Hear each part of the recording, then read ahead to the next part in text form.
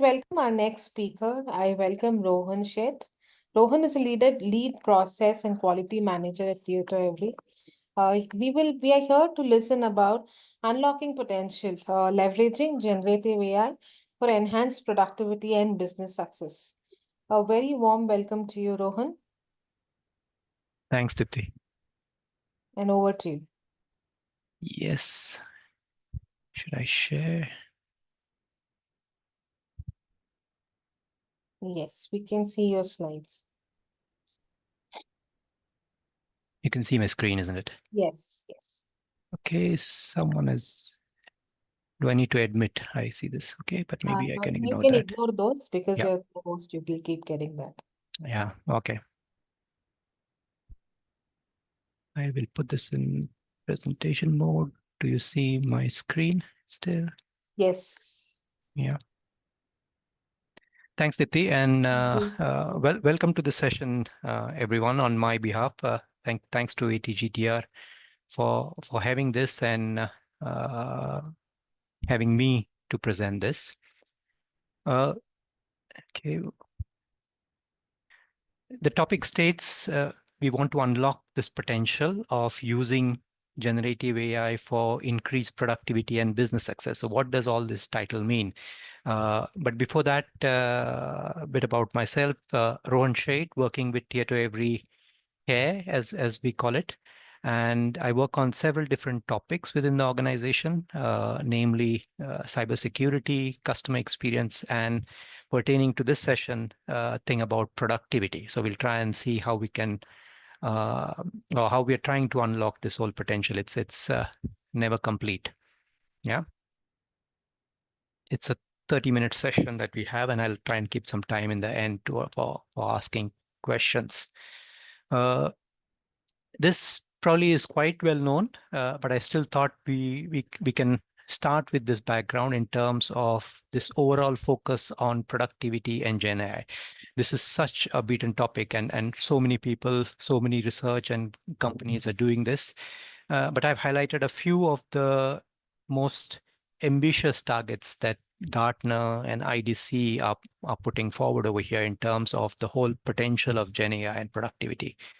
I mean, the CIOs must prioritize the AI ambition, and I'm guessing that many of the IT companies are doing that already for the next 12 to 24 months. It's been published in October 2023, so over the next couple of years still, there is huge focus on productivity and everyday AI, where 75% of the EMEA, so this is the Eastern Europe, Middle East, and Asian CIOs, where say that the opportunities of everyday AI will belong to Gen AI and productivity.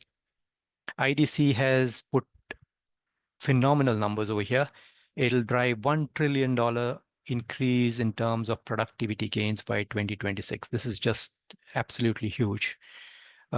Developer productivity has always been in focus, but in terms of focusing on the efficiency on a day-to-day use is what takes precedence. Why are we saying all of this? And I can talk about it in the next slide here in terms of how we are seeing it in our organization. The data that you see over here is our own information in terms of how we have seen it. Just to give a bit of a background before I go into these numbers, we started adopting Gen AI tools and different tools to focus on productivity last year, late last year. And within the short amount of time, I would say, 100% increase in number of pull requests. So people who are working in the developer community and IT industry would know in terms of the number of pull requests or commits, as we can say it. 45% reduction in the code review time.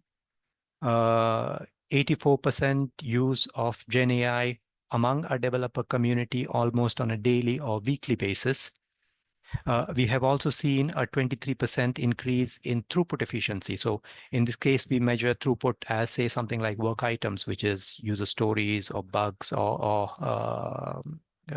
pull requests in that sense, in terms of the throughput efficiency. So how much amount is being produced for a particular piece of work.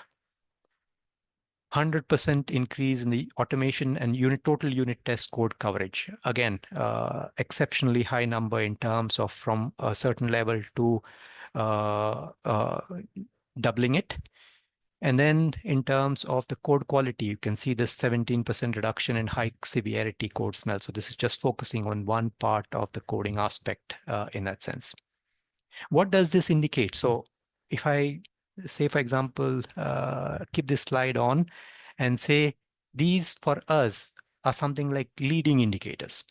Now, just introducing this concept here, if I try and draw an analogy to a car, if I'm, say, for example, on a journey moving from Pune to Mumbai, for example, I take Pune because I live in Pune and work here. So when I'm going from Pune to, say, Mumbai on to Marine Drive in the evening, I put on my GPS, and the GPS tells me a certain amount of metric. It says that, okay, it's going to take you 4 hours, 25 minutes to travel, say, 250 kilometers, depending on the time of which I am traveling. And this figure is actually, it's estimating based on the road condition, the traffic, the kind of number of tolls that I will need to cross, based on the speed at which I am traveling.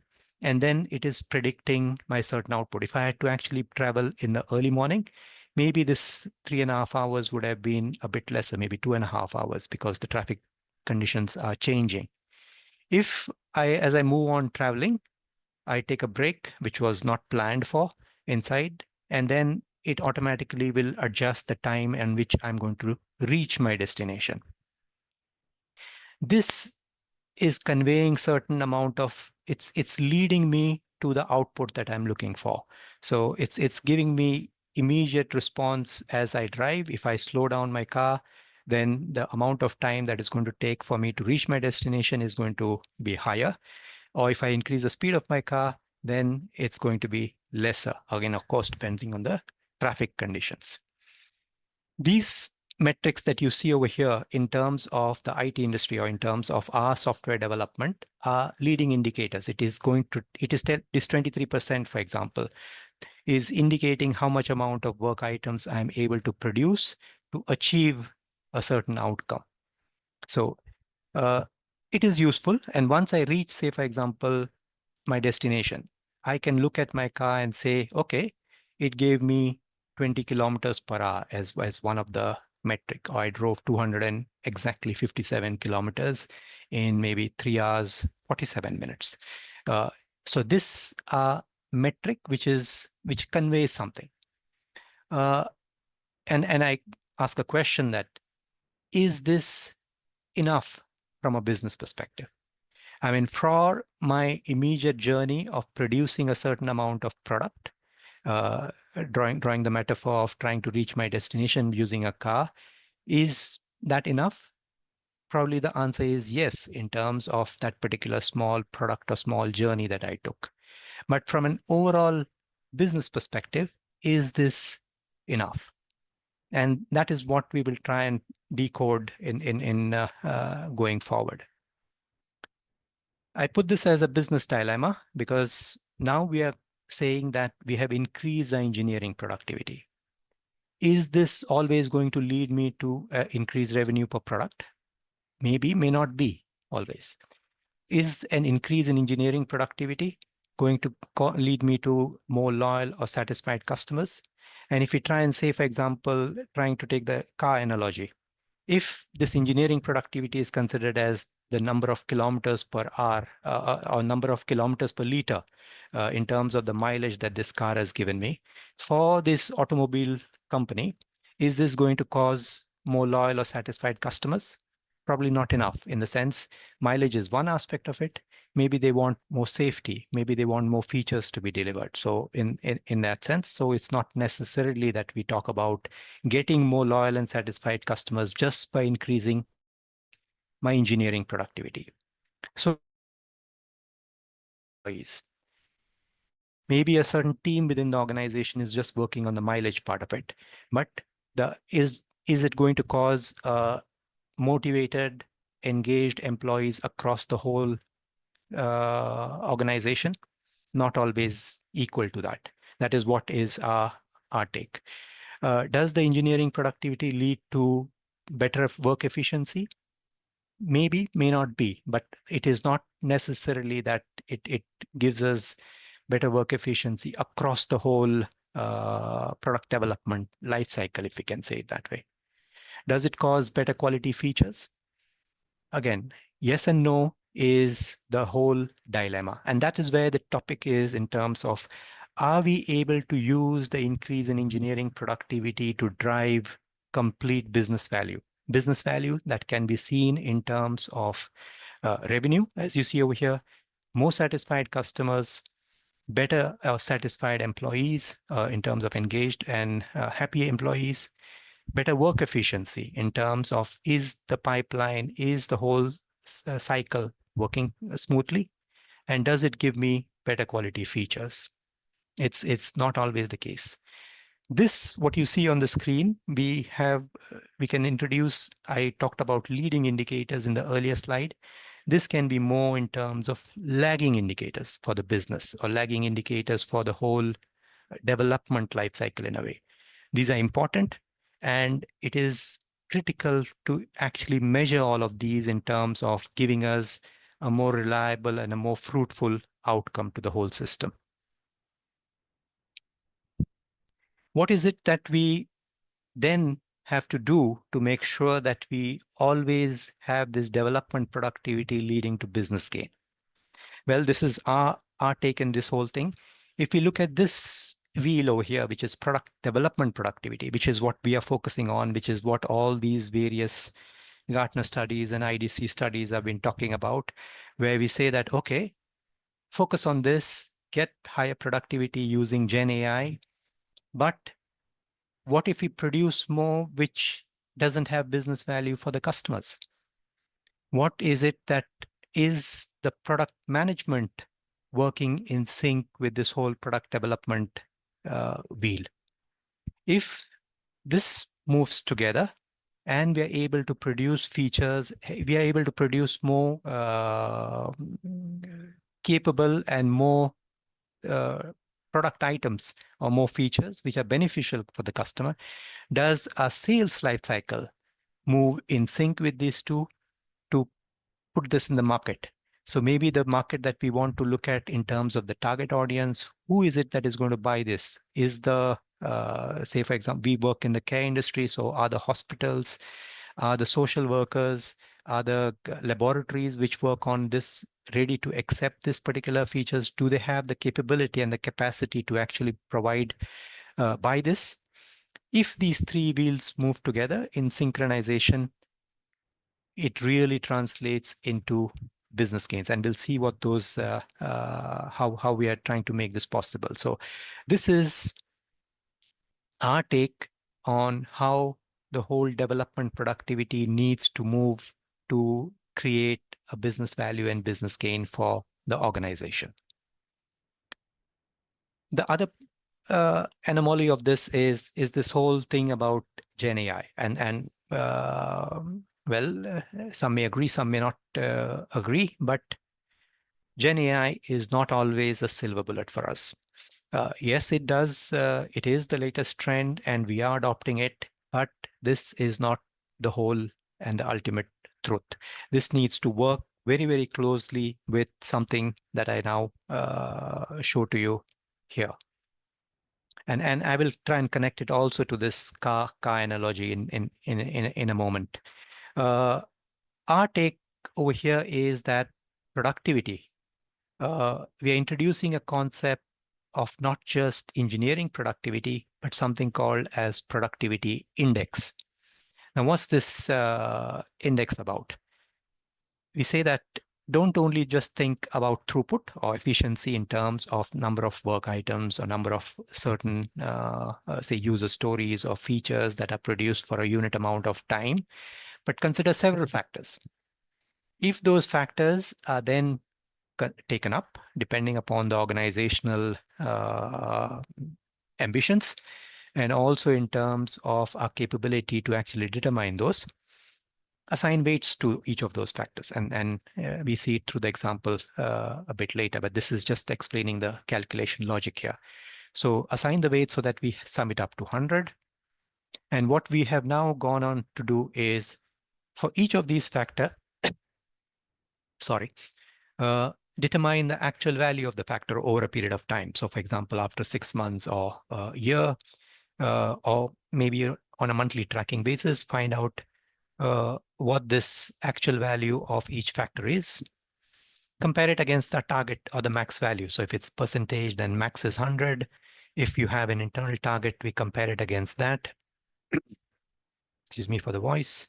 We then rationalize this in terms against the actual value to determine a certain amount of percentage.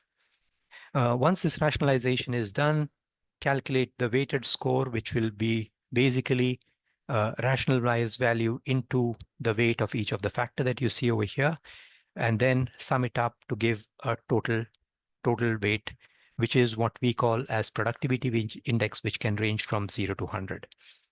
This is probably the math and the logic behind this. This is something that I now show you as the concept that has been introduced.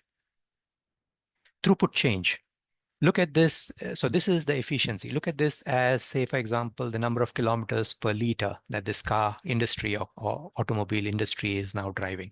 Important, but not necessarily the whole thing that will drive the business value for that particular automobile industry or automobile company. Let's take one example here.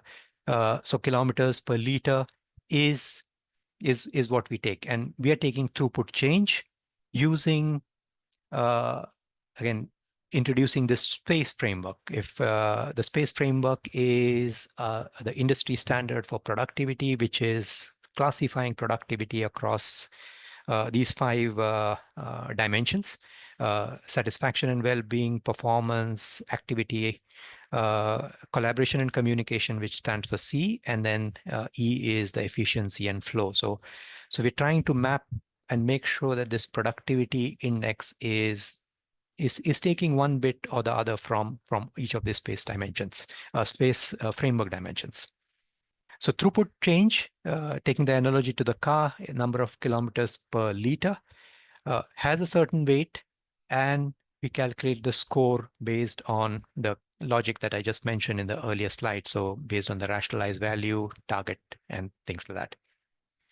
How quickly are we able to deliver the features to the customers? Because that is what drives business value. Imagine it's, again, the automobile analogy, say, for example, ABS, anti-lock braking system, or if we want to say, for example, electronic brake distribution, or even new features like auto-sensing wipers. In the earlier presentation, there was this thing about the how they design the wipers. So if you say auto-sensing wipers, features which add value to the customer, how quickly are we able to turn those around and provide them to the market? Has a certain value in our assessment. Product maturity score. This is something we take from the DevOps and aligning it to the automobile. How efficient is my automobile assembly line? So we have the engine getting assembled into the bonnet, the doors going, the paint shop. So all of this, the tires getting fitted, all the whole human beings working with the entire assembly line of producing a single car out of this. So DevOps also talks about, on a similar line, CI/CD, the continuous integration, continuous development. How good is my architecture? How good is the security? How good is my capability to actually work on these various aspects to produce a better product or a quicker product? So this is all about activity and collaboration to give me a product maturity, which is, if you notice, we're giving it some kind of equal weightage across, and this is just our take. Different organizations may want to go with a different weightage depending on the importance. And all of this produce a certain amount of an output. So product revenue for that line. I mean, now is it a diesel engine car or is it a diesel engine vehicle? It's taking less and less importance in the market because of different pollution, the carbon emissions, and so on. And people are moving to the electrical vehicles, petrol vehicles, and other things. So if we focus on putting our energy onto diesel vehicles, it will not give us any revenue, irrespective of if we have all of this in a very efficient manner. So it doesn't work. So what will be the revenue that will come out from that particular product line? What will be the revenue that will come out from the product? Is there a value in delivering that particular product to the customers? What will be the revenue that will be given? Having a weight of a certain value with a performance under the performance dimension. The last two, but these are not the least, I would say, and probably there is one school of thought where we need to probably give this even higher weightage than what we have currently given. So which is also okay.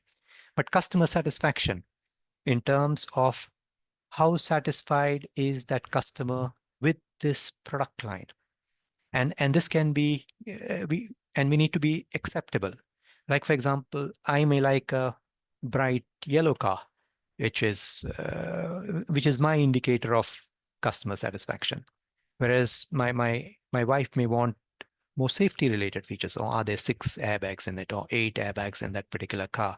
So the color has nothing to do with my customer satisfaction. Whereas for me, maybe the visual beauty is something that adds and gives me more attention and more satisfaction. So considering the customer satisfaction in this whole concept is what we have taken up. So how satisfied is the customer with the product that we are going to put into the market is the key. And like I said, this is definitely not the least, probably the most important in that sense, in terms of employee engagement. So how engaged am I able to keep my employees, keep them motivated in terms of producing something in the product line, giving them the latest technology like this, for example, Gen AI tools, giving them the freedom to express and making sure that it's the latest product that is required from the feature perspective, where the product management wheel moves. And all of this together is something that we have called as productivity index. I must say that it says in the headlines, the concept, it is what it is, but I must say that again, with all due respect to this such big topic, that this has got a very wide acceptance across the organization, and we are moving forward in terms of moving this single metric, leading indicator, say for example, engineering R&D productivity, to a more wholesome concept called productivity index, which is a combination of these factors at the moment. Will this change? Maybe. More likely, as we evolve and say that, okay, something needs to, or maybe the weightage needs to be changed, something needs to be moved around, is all, I would say, welcome. And this is something that we are going to explore over the next few months and years in terms of using this productivity index and trying to push it forward. So this is how we are trying to explore the whole Gen AI concept, which is primarily driving a throughput change into moving it to something which is leading us to business success. This is what I want to leave you all with as a conclusion in terms of as an outcome of this say presentation. 3 key indicators.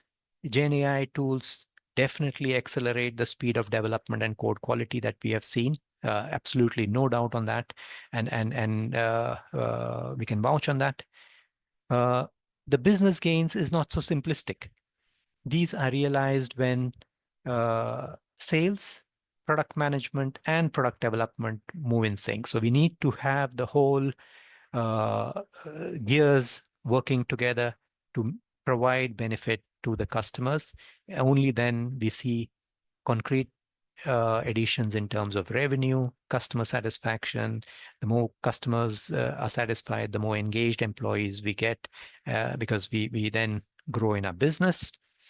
And finally, this is index that includes, sorry for the typo, this includes the business metrics, considers efficiency, and that is what is recommended for measuring the business gains. So this is our take in terms of having productivity index as the way of determining a future method of moving ahead. Thank you on my behalf. I'm not sure if there are any questions or comments that you want there. Yeah, I think people are aligning with you, Rohan. They agreed for many things. I don't see any questions as such, but yeah, they align with you on many things that you said and told. Um, is there any questions for Rohan from the audience?